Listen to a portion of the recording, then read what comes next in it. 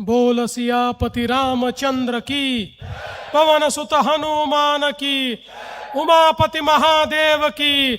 बोलो जी भाई सब संतन की, सनातन हिंदू धर्म की, गोमाता की, भारत माता की, छत्रपति शिवाजी महाराज की, धर्मवीर छत्रपति संभाजी महाराज की।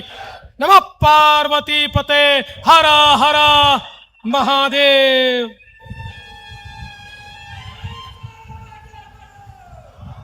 हिंद विश्वराज्याचे सरसंस्थापक छत्रपती शिवरायांना मानाचा मुजरा करतो। भारतीय राज्यघटनेचे शिल्पकार भारतरत्न डॉक्टर बाबासाहेब आंबेडकर यांना मानवंदना अर्पित करतो।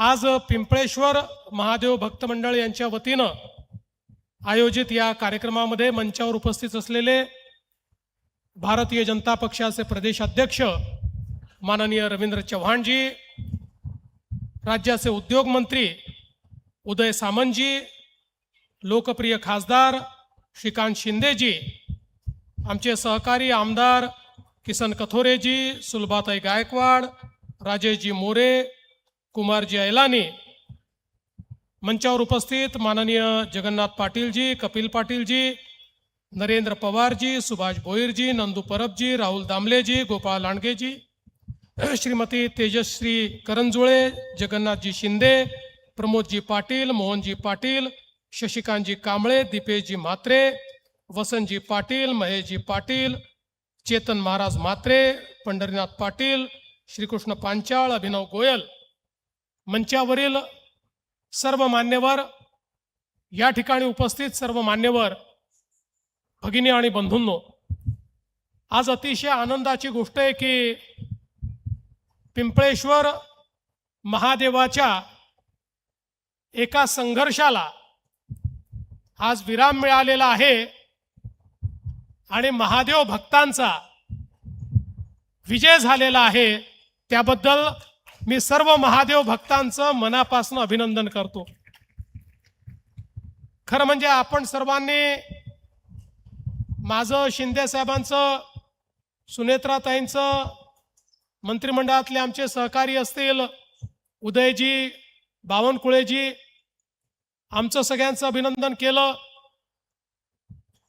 रवींद्र चव्हाण साहेबांचं देखील अभिनंदन केलं, कारण या सगळ्याच्या पाठीशी ते खंबीरपणे उभे होते। पण मी एक गोष्ट मानणाऱ्यांपैकी आहे, आम्ही निमित्त मात्र आहोत। जे महादेवाला करायचं आहे ते महादेव करवतात, त्यामुळे याचं सगळं श्रेय हे महादेवाला आहे।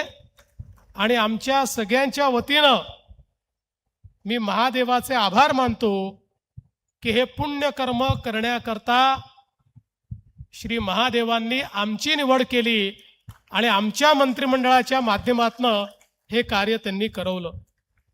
खरं तर आत्ताच आपल्याला याचा संपूर्ण इतिहास हा रवींद्रजी चव्हाण साहेबांनी सांगितला आणि ज्या प्रकारे या सगळ्या भागामध्ये जागेचे वाढलेले भाव आणि मग त्या मोकळ्या जागांवर असलेली लोकांची नजर, अशातनं महादेवाच्या जागेवरही कब्जा करण्याचा प्रयत्न झाला। पण ज्या प्रकारचा संघर्ष या ठिकाणी आपण सर्वांनी केला, पोलीस आणि गुंड हे एकत्रित, म्हणजे काय कॉम्बिनेशन होतं बघा। पोलीसही जागा हडपायला आले आणि गुंडही जागा हडपायला आले, पण महादेवाचे भक्त सर्वांना पुरून उरले आणि तुम्ही ही जागा या ठिकाणी वाचवली। आणि अर्थातच मला आठवतं की आमच्या मागच्या मंत्रिमंडळाच्या वेळेसही ज्यावेळेस रवीजी मंत्री होते, रवीजींनी हा संपूर्ण विषय मार्गी लावत आणला। दुर्दैवाने मध्ये काही काळ सरकार नव्हतं, त्यामुळे विषय अडला। पण पुन्हा शिंदे साहेबांच्या नेतृत्वात आणि त्याच्यानंतर पुन्हा एकदा मी मुख्यमंत्री झाल्यानंतर या ठिकाणी या संपूर्ण विषयाला आपण एक चांगल्या पद्धतीनं चालना दिली आणि मला अतिशय आनंद आहे. अडचणी खूप होत्या, पण MIDCच्या माध्यमातनं आमच्या उदयजींनी, महसूलच्या माध्यमातनं आमच्या बावनकुळे साहेबांनी या संपूर्ण अडचणी दूर केल्या आणि अर्थातच रोज त्यांच्या डोक्यावर बसलेले रवीजी चव्हाण असायचे, आजच करा, आत्ताच करा. मी रवीजींना सांगितलं, म्हटलं रवीजी आता फाईल पूर्ण क्लिअर होऊन आली आहे, आता पुढच्या मंत्रिमंडळ बैठकीत आपण ती घेऊ. रवीजी म्हणाले चालणार नाही, उद्याच्या मंत्रिमंडळ बैठकीत ती आलीच पाहिजे. त्यांनी मलाही सांगितलं आणि शिंदे साहेबांनाही सांगितलं. आम्हाला दोघांना त्यांनी सांगितलं उद्याच्या बैठकीत ही आलीच पाहिजे. शेवटी शिंदे साहेबांनी आणि me out of the way जाऊन सगळ्यांच्या सह्या घेतल्या आणि मंत्रिमंडळामध्ये आमच्या सगळ्या सहकार्यांनी त्याला मान्यता दिली.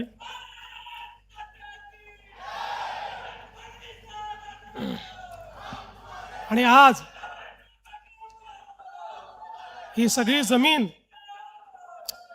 या ठिकाणी पिंपळेश्वर महादेवाला समर्पित झाली आहे. एक मोठा इतिहास इथला आहे. मंदिर असेल, अमराई असेल, इथे येणारे संत असतील, आता पुन्हा तोच स्वर्णिम इतिहास हा पिंपळेश्वर महादेवाला प्राप्त करून देण्याचं काम हे आपण या ठिकाणी करणार आहोत. अरे पाणी तरी, माझा घसा बसलाय जरा.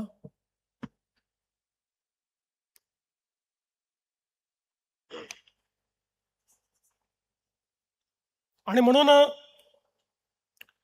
मी अधिक बोलणार नाही, एवढंच सांगतो, हे महायुतीचं सरकार हे या ठिकाणी सनातन धर्माचा पुरस्कार करणारं सरकार आहे. आम्ही कुठल्याच धर्माचा तिरस्कार करत नाही, पण जेव्हा जेव्हा सनातनवर संकट येईल त्या त्यावेळी पाठीशी भक्कमपणे उभं राहण्याचं काम हे सरकार निश्चितपणे करेल, हे आपल्याला सांगू इच्छितो.